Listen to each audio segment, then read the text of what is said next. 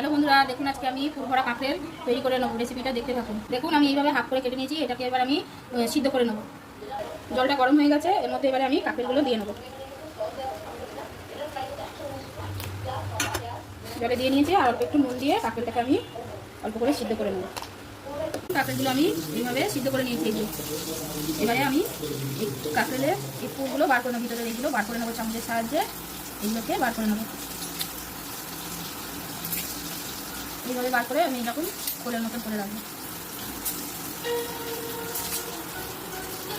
এক এক করে সব আমি বার করে নিয়ে তারপর দেখাচ্ছি আপনাদের।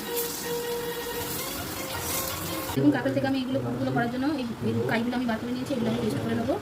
এই নরম নরমগুলো এগুলো আমি দানা থাকলে দানা ফেলে দিয়ে এগুলো আমি ফেলবো, পেস্ট করে নেবো। তার সাথে দেবো সর্ষে আর কাঁচা লঙ্কা।